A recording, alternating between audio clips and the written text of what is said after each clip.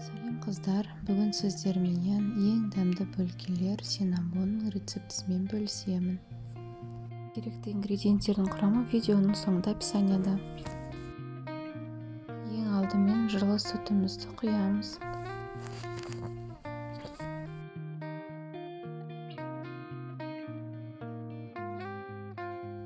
Оған қантымызды салып, жақсылап араластырамыз.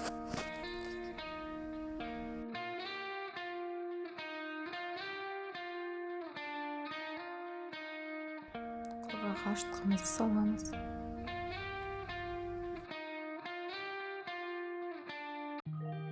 Араластырамыз.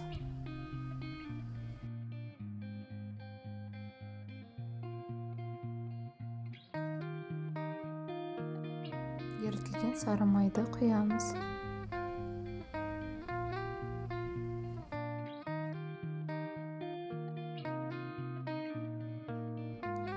Жұмыртқамызды саламыз.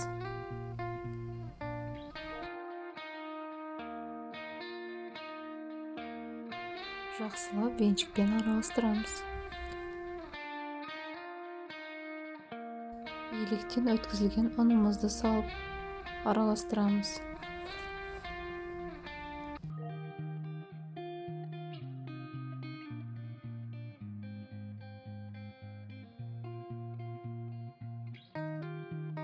Ұнымызды бірнеше бөлікке бөліп қосамыз.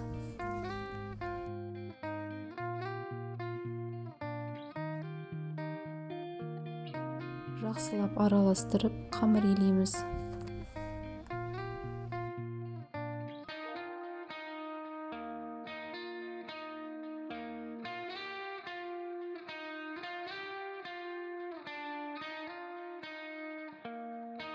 Дайын болған қамырдың бетін жауып, жылы жерге көтерілгенше қойып қоямыз. Қамыр көтерілді. Енді көтерілген қамырдан бөлкелерді жасауға кірісеміз. Алдымен ашыған нанымызға видеодағыдай квадрат формасын береміз.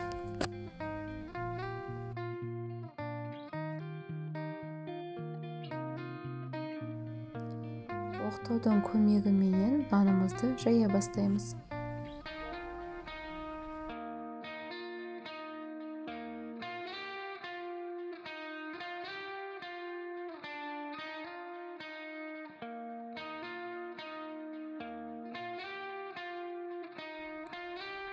Жайылған қамырымыздың бетіне ерітілген сары майымызды қасықпенен жағып шығамыз.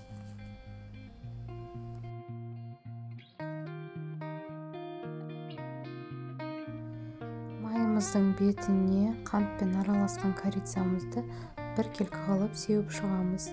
Егерде үйде корицаны ұнатпайтын адамдар болатын болса, корицаны какаомен араластырсаңыздар болады. Өте дәмді шығады.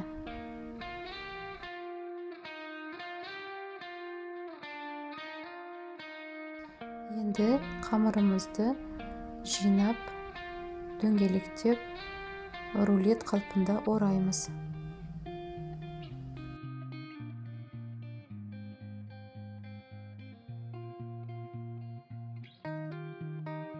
Қамырымызды әдемі әрі біркелкі қылып кесу үшін бізге қарапайым жіп қажет болады.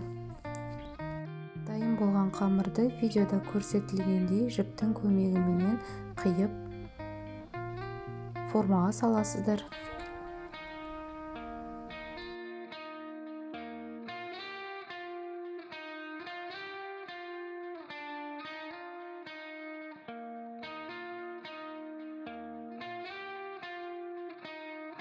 Бөлкелер піскен кезде көлемі көтеріліп, өте әдемі көрінеді.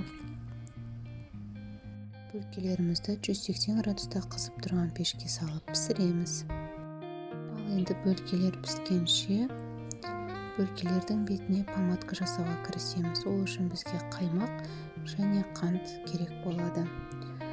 Қантты сгущенкамен алмастырсаңыздар да болады. Бұл қарапайым үй жағдайында жасалатын помадканың бір түрі. Басқа помадкалардан да ешқандай айырмашылығы жоқ. Өте дәмді, тәтті болып шығады.